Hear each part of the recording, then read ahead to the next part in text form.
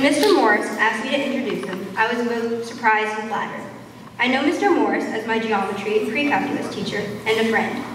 Some of you know him as coach, colleague, or that one teacher that gets super excited to teach math, or a devoted husband and father. My freshman year, Mr. Morris and I were able to form a special relationship through adoption.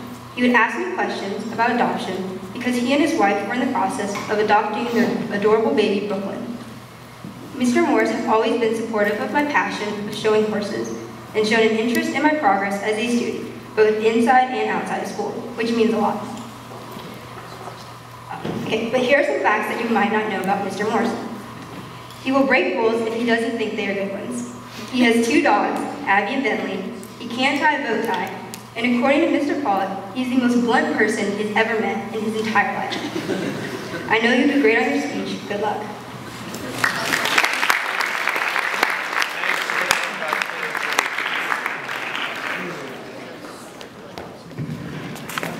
Challenges. I absolutely love challenges. I'm not sure when this started, but ever since I can remember. My classroom is full of challenges, and most of you know how much I enjoy challenging you. In the winter of 2002, I found a new challenge. I was offered a high school math teaching and coaching job at my alma mater, but only had a few days to make this decision. At the time, I was 23 years old and an operations manager at this large corporation in Tampa, Florida.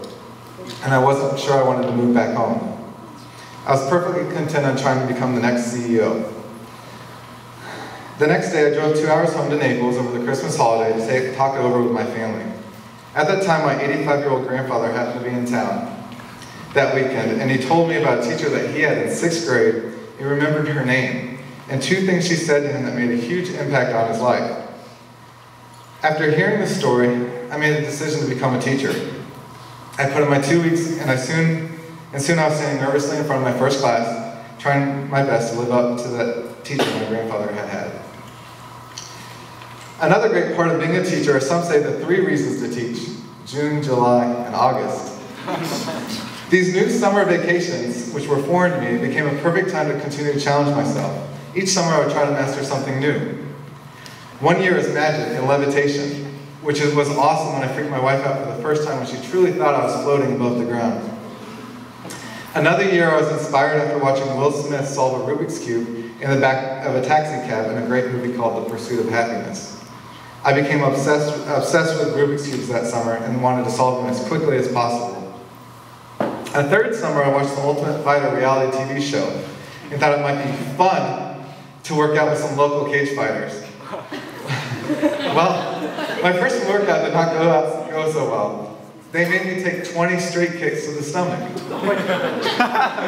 After showing my wife my red and purplish looking stomach and chest, she asked, "You're not going back there, are you?"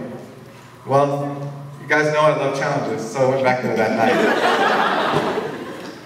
This past summer, not as exciting, I wanted to relearn how to write code. Mostly because, and you guys know this from watching the video, will.i.am says that programmers are the future rock stars. And hey, I've always wanted to be a rock star.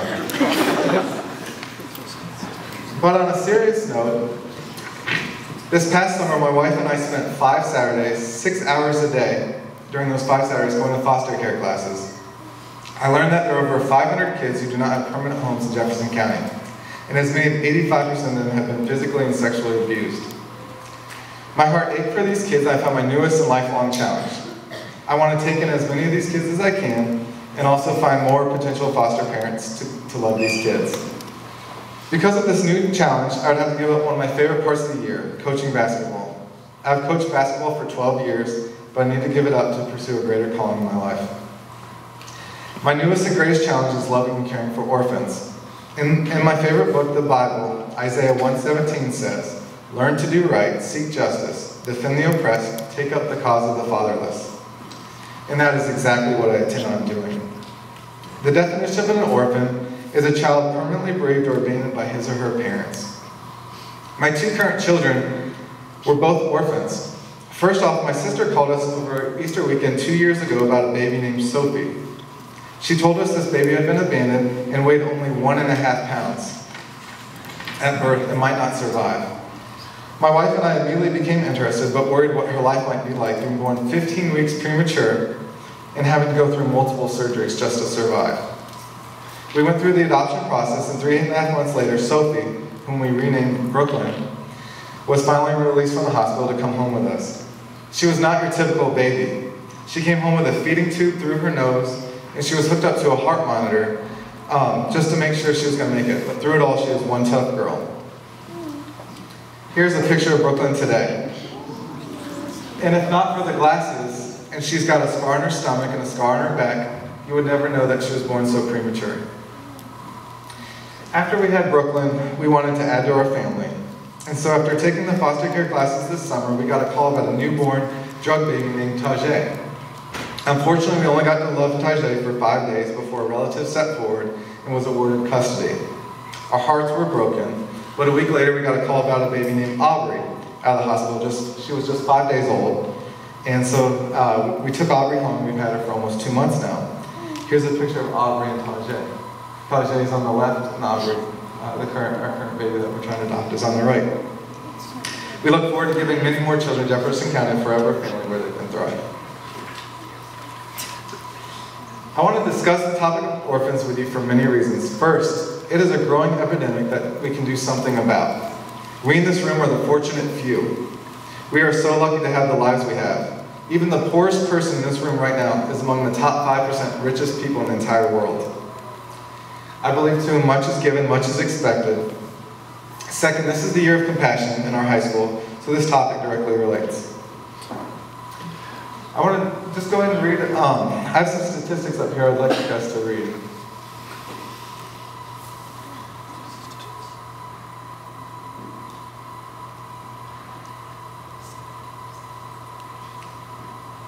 These statistics are staggering and alarming. Often with orphans, the cycle continues. Orphans then have children who become orphans. Finally, I want to read to you a story about a current pastor in my hometown. When I read this, I want you to understand that what he dealt with in his childhood is not at all rare. Unfortunately, a story is the norm. Here's his story. Unloved at home, she looked for love in all the wrong places. At 15, she became pregnant and abandoned by her family, wandered the streets until she found her way to a home for unwed mothers. She gave birth to a baby boy. I was that unwanted child. My mother spent her nights in the bar still looking for love in all the wrong places. She gave birth to 5 more children. My mother would be gone for days at a time. We often ate ketchup sandwiches and slept on filthy sheets soaked with urine. She often brought men home from the tavern who physically and sexually abused us. Eventually, I was then taken away by the state. My first foster parents were alcoholics, and their home was wrecked with violence. He often beat me in his drunken fits, but more often beat her. One night, in a drunken rage, he beat her to death with a hammer. I was then quickly taken from that home, and until the age of 12, I was shuffled in and out of dozens of houses. In one house, I was treated like an animal, punishing me by making me eat out of dog dish. In another, I had to kneel by the bed while they rubbed my face on my urinated sheets to try to stop me from wetting the bed. When I was 12, I had the social ability of a 4-year-old, but that is when my life changed. A childless couple across the state went to the state welfare department looking for a boy. They looked through a book full of children desperate for a family to call their own. From that book, they chose me. I will never forget the day Arnold and Mary Peterson came to our foster home. It was around Christmas time, and I wanted to impress them so they would adopt me. I was the most terrifying moment of my entire life. Then the most amazing thing happened. Mary leaped from the car and gave me a breathtaking hug and declared, "Bobby, I love you." No one had ever told me they loved me before. It was the sweetest words that I've ever heard, and it still gives me goosebumps 40 years later. After a day of bowling gutter balls and failing miserably at eating with chopsticks, I thought for sure they wouldn't want me. I was damaged goods. After accidentally flicking noodles on Arnold's lap, he smiled at me. He then reached under the table and took out a model fishing boat, and Mary started to cry. See, the fishing boat was their prearranged signal if Arnold wanted to adopt me. After grabbing the boat, Arnold asked me a question I was praying for. "Bobby, would you like to be our son and become part of our family?" Would I? I was so relieved to belong to a family. My first day at school, I was taunted with kids saying, "You aren't a real kid. Our parents had us the normal way, but you're just an adopted kid." This hurt terribly. That night, Mary soothed my fears. She said, "Bobby, the rest of those parents had to take what they got from the hospital, but you're extra special. We picked you out of all the children in the world and chose you to belong to us. And chosen children are the most precious ones in the entire world." A lifetime of healing was beginning, and the best was yet to come. Finally, I want you guys to understand how this one family loved that one orphan boy who was on track to do who knows what and changed his life, and then that boy's life has impacted thousands of people as a church pastor. Imagine the impact you could make in one child's life and their future children. I do not know where my $2 might be if we had not taken them in. Challenges. I love challenges, and I hope you were challenged by my talk today and might consider helping an orphan in the future.